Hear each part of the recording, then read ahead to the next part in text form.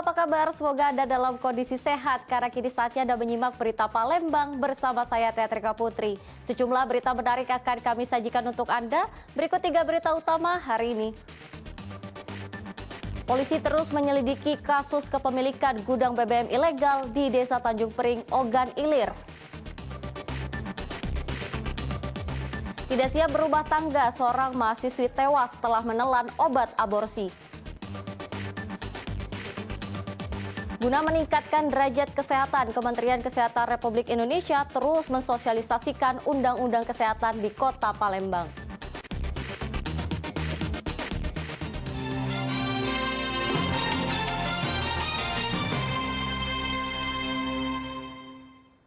Polisi terus menyelidiki kasus kepemilikan gudang BBM ilegal di Desa Tanjung Pering, Ogan Ilir. Polisi membenarkan lahan tersebut milik anggota Polri yang disewa oleh pihak lain. Polisi akan bertindak tegas terhadap para pelaku bisnis BBM ilegal tersebut. Kasus gudang penipuan BBM ilegal di Desa Tanjung Pering, Indralaya Utara, Ogan Ilir terus diselidiki. Polisi masih mencari keberadaan dari pemilik gudang.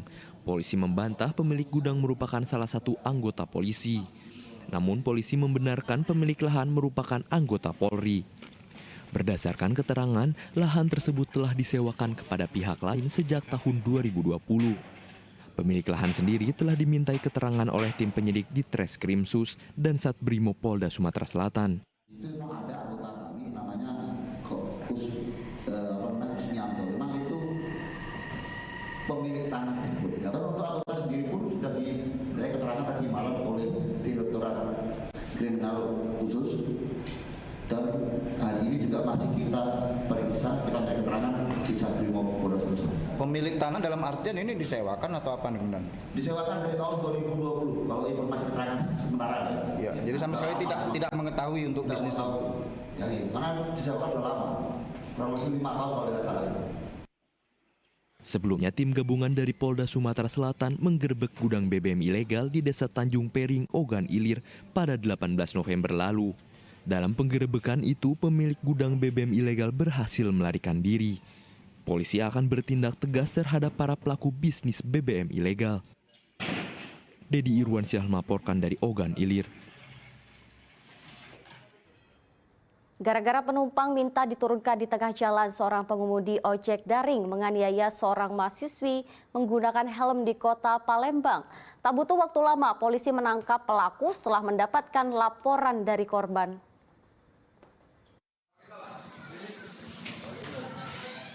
Denny Arisandi hanya bisa terdiam tak berkutik saat digelandang polisi ke Mapolsek Seberang Ulu 2, Kota Palembang pada Senin siang. Pria berprofesi sebagai pengemudi ojek daring itu ditangkap polisi setelah menganiaya penumpangnya sendiri menggunakan helm. Akibatnya korban menderita memar pada bagian kepala. Kasus penganiayaan ini bermula saat korban merasa tidak nyaman dengan cara pelaku mengendarai sepeda motor sehingga bagian sensitifnya menyentuh tubuh pelaku. Korban meminta pelaku untuk diturunkan di tengah jalan, namun permintaan korban membuat pelaku tersinggung dan menganiaya korban. Berdasarkan dari keterangan korban selaku penumpang, jadi pada saat tersangka mengendarai motor, tersangka ini membawa atau mengendarai motornya dengan ngeremnya mendadak sehingga bagian sensitif atau kewanitaan dari korban ini menyentuh tangga sehingga korban merasa tidak nyaman dan memaksa untuk berhenti segera sebelum sampai tujuan yang awalnya dituju. Tersangka memukul korban dengan menggunakan helm ini ya? Berapa kali dipukul? Sekali, Pak. 1 kali dipukul. Pukulnya di bagian? Kepala. Bagian kepala sih. Polisi telah menyita barang bukti berupa helm. Atas perbuatannya, pelaku terancam hukuman 5 tahun penjara. Dedi Irwansyah melaporkan dari Kota Palembang. Polisi terus menyelidiki kasus kematian seorang mahasiswi yang diduga melakukan aborsi. Sejumlah saksi telah diperiksa polisi termasuk kekasih korban. Korban mengalami pendarahan setelah mengkonsumsi obat aborsi.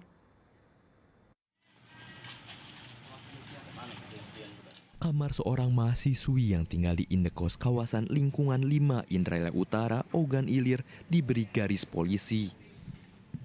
Mahasiswa berinisial RF diduga telah melakukan upaya aborsi hingga kondisinya kritis. Nyawa RF pun tidak tertolong setelah dilarikan sang kekasih ke rumah sakit. Kejadian bermula saat korban bersama sang kekasih berinisial DP berupaya menggugurkan kandungannya. Korban mengkonsumsi obat penggugur kandungan yang dibeli lewat loka pasar. Petaka muncul setelah korban mengkonsumsi obat lalu mengalami pendarahan hebat hingga tak sadarkan diri. Yang pertama tuh mereka ini mencoba untuk menggugurkan kandungan itu. Nah, kita beli obat dari online. Kalau keterangan dari tersangka tuh sebanyak 16 butir diminum dan dimasukin di alat kelamin kayak gitu kan. Nah, setelah itu pendarahan udah terlewat banyak. Jadi polisi saat ini telah memeriksa sejumlah saksi dan terus menyelidiki kematian korban. Sangka ini 6 bulan bener atau Apanya? hamilnya udah 6 bulan. Saya belum tahu persis. Kita masih lidik dulu karena ini masalah dia berapa tahun, berapa lama dari usia kandungannya kita belum tahu. Kalau obat yang dikonsumsi korban? Obatnya juga sama. Ini kita masih minta dari laboratorium jenis apa obatnya ini. Dapat dari mana bang informasinya? Nah, informasinya dari online. Dari online. Beli online. Artinya tidak. Kasus kematian seorang mahasiswi pada 18 November lalu sempat menghebohkan warga setempat. Sebab korban dan sang kekasih masih tercatat sebagai mahasiswa di salah satu perguruan tinggi negeri di Ogan Ilir. Sementara jenazah korban telah diserahkan ke pihak keluarga. Dedi Irwansyah melaporkan dari Ogan Ilir. Diduga salah paham seorang wanita menjadi korban pengeroyokan oleh kerabatnya sendiri di Kota Palembang. Akibatnya korban menderita luka lebam dan cakaran di tubuhnya. Korban yang tak terima melaporkan kejadian ini ke pihak kepolisian.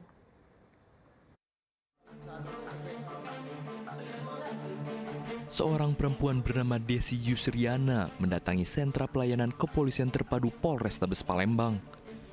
Warga asal 36 Ilir Gandus Palembang mengaku telah menjadi korban pengeroyokan oleh 3 perempuan, salah satunya kerabatnya sendiri, berinisial N. Warga asal 36 Ilir Gandus Palembang mengaku telah menjadi korban pengeroyokan oleh 3 perempuan, salah satunya kerabatnya sendiri, berinisial N. Kasus pengeroyokan ini diduga dipicu kesalahpahaman antara korban dan pelaku. Pelaku menuding korban telah mengolok-olok dirinya dengan ucapan tak pantas. Pelaku yang tak terima lalu mendatangi rumah korban bersama kedua rekannya dan mengeroyok korban. Akibatnya korban menderita luka lebam dan cakaran. Nah, artinya orang tuanya nih tadi tuh ini salah pendengaran. Yalah ngadulah sama anaknya. Nah, datang anak tadi tuh ngechat aku lah, ngatain aku lah, gitu kan. Nah, yalah nantang-nantang sini katanya kau ini metu sini kau katanya. Ke depan sini aku lah nunggu kau di depan katanya sini. Nah, dah ada peluk hirau kan.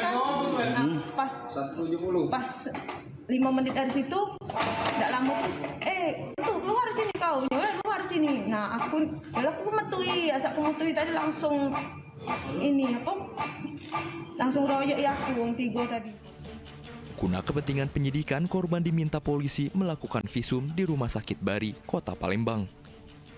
Dalam waktu dekat, polisi akan memanggil ketiga pelaku untuk dimintai keterangan. Dedi Irwansyah melaporkan dari Kota Palembang.